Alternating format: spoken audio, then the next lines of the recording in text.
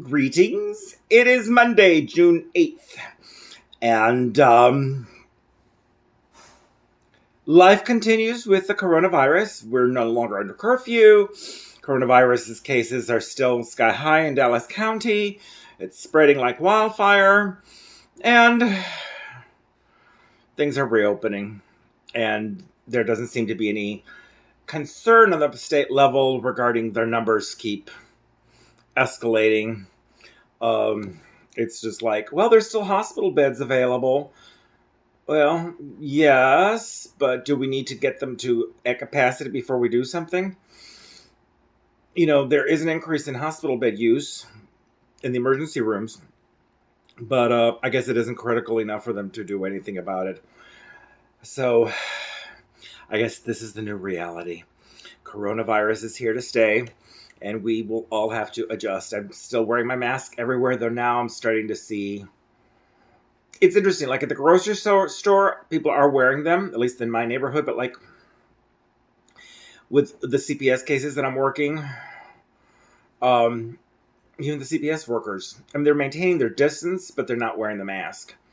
So I keep my mask on, and I keep my far distance away from everybody. I definitely respect more than 6 feet, and I continue wearing my mask. So people are starting to get a little bit more casual about not always wearing it. She did inquire, as we went in to this one house, did anybody have symptoms of COVID? And they all said no. And then she asked if it was okay if she could interview them without the mask on as long as we kept the distance, and they said yes. But I still feel more comfortable having my mask on. I'm sorry. Because I've been to so many places, I don't know if I'm a carrier. And then the thought that I might be breathing, my mask is not an N95 mask, but I am keeping my distance. So hopefully it's protecting me enough. So that's my one concern, that it's just like people are trying to get lax with it as the numbers are going up. I know still people say they're uncomfortable, but really, honestly, I'm wearing one every day, all the time, for hours at a time. You do get accustomed to them. They just do. There is that transition. Now I almost feel naked without a mask, which is the strangest thing, that I got to the point like, there's nothing on my face. I need to have something on my face. Protests this weekend were all spectacular. It is wonderful. There's this new call for defunding the police. I'm not sure how I feel about it. I guess some police departments are so completely broken, they kind of gotta start from scratch, or abolish the police. I mean, it needs to be rethought how police departments operate. I think the problem is, I hope it could be fixed with the current status of the police departments, but I guess some of them are so bad. Because my question has always been, if you see the police doing something wrong, why can't you call 911 and call the police on the police? That would help a lot. So if you see somebody being brutalized, you could call 911 and report that a police officer unit or police officer is committing a crime, and then send more police. But the way it is now, it doesn't happen. So that's, I think, something that if you could call the police and the police, that might help. But I understand that there's a need. Sometimes maybe the police departments are so large and there's such a monopoly in each city, and they receive so much funds, and maybe, community-centric police departments would work better than these huge, overbloated, expensive police departments that encompass an entire city. Some people are funny because that Republicans, all these proposals are being put forth, and of course they're saying, oh, there's just the Democrats and the blacks, I hate that term, are proposing that there should be no police. It's like, that's not what we're saying. We're saying we need to rethink police departments and maybe change the entire structure of how police departments operate. As I said, I actually have mixed thoughts in it, because I do see the advantage of having one huge police department and then just make reforms within it. The wheel is flat, but maybe the wheel can be fixed. But of course, if the rim is gone, then you just have to replace the whole wheel. Car analogy, as good as I can do. So those are my thoughts, because that seems to be a new topic of trend that is happening. We still don't know. The protests have now been about 2 weeks of protests. So I'm sure the numbers that we're going to start seeing here are going to reflect with COVID-19.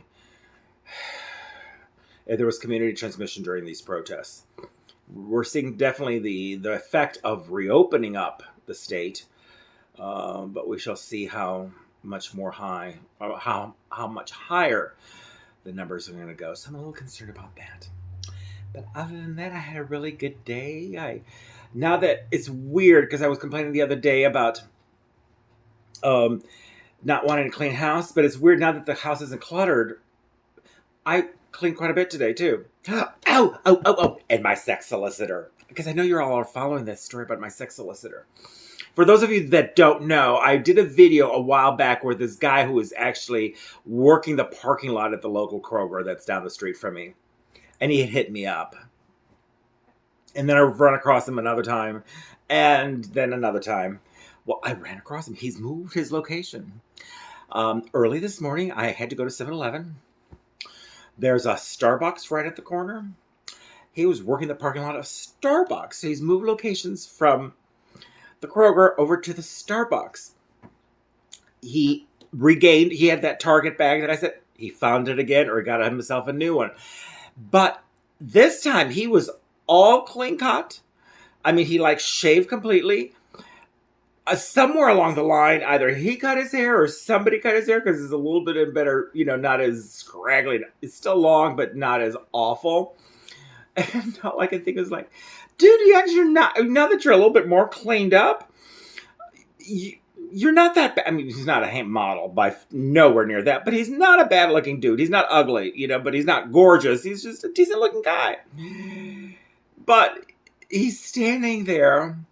He obviously got his clothes washed because he pretty much almost same outfit, except he had shorts on, shorts on, and then cowboy boots. So he was doing it like Daisy Dukes. And he at one point tried to lean against, there's a bus station stop there, and there's a thin pole with the bus station number, saying what stop that is. And he was trying to work the street because his cars were driving by, right? So I was stuck at a light, so I got to see the performance on the corner.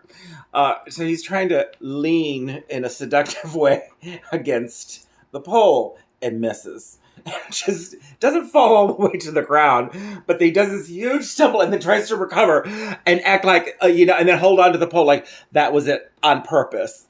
Poor baby. I don't know if he was drugged or drunk or whatever, but there he was just working the corner at the bus stop that's in front of that Starbucks, and it was 8 o'clock in the morning. So that's my update. So I hope you enjoyed this running saga of the sex solicitor. He didn't hit me up for sex this time. I don't think he even noticed that I was in my car. But anyhow, I saw him. All right. I'm going to sign off. Please subscribe, and ring the notification bell if you want to be notified every time I post a video. If you watch more than 2 of these videos, go ahead and subscribe. That way you'll be up to date on my sex solicitor. The adventures of what's going on with him. And then if you watch this today, good evening. If you watch this tomorrow, have a good morning or good afternoon, depending on the time of the day you see it. Thank you, and bye.